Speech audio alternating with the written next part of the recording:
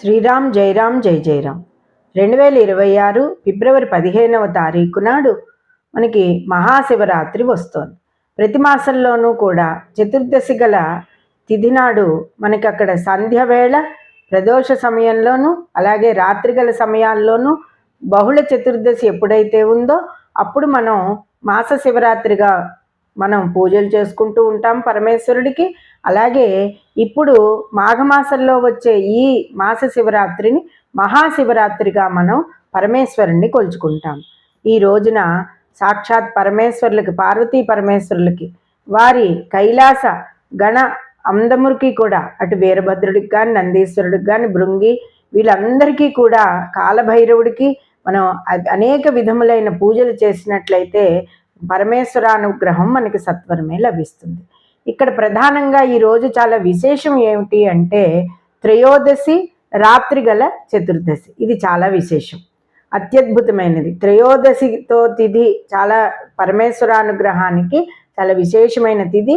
ఈ రోజున పూజలు మనకి ఉదయం నుంచి అర్ధరాత్రి వరకు, మర్నాడు తెల్లవారుజాము వరకు చేసుకున్నట్లయితే గనక, పరమేశ్వర ఆరాధనలో నామస్మరణ చేసినట్లయితే గనక పార్వతీ పరమేశ్వరుల అనుగ్రహం లభిస్తుంది.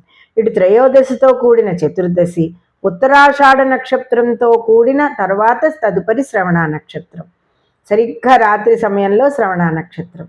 ఇంకేమి అత్యద్భుతమైన మనం ఈ మహాశివరాత్రిని అందరం కూడా పరమేశ్వరానుగ్రహం కోసం చక్కగా మనం పూజలు చేసుకోవచ్చు. సహస్రలింగార్చనలు, రుద్రాభిషేకములు, పార్వతీ పరమేశ్వరులకు, పార్వతీదేవికి కుంకుమార్చనలు, మారేడు దళాలతోటి 1,00,000 బిల్వార్చనలు, అలాగే అభిషేకములు, అనేక పళ్ళరసాలతోటి అభిషేకములు, ముఖ్యంగా విభూతితోటి పూజ మనకి ఈ పరమేశ్వరానుగ్రహానికి మనందరం చేసినట్లయితే కనుక సర్వత్రా విజయం జరుగుతుంది.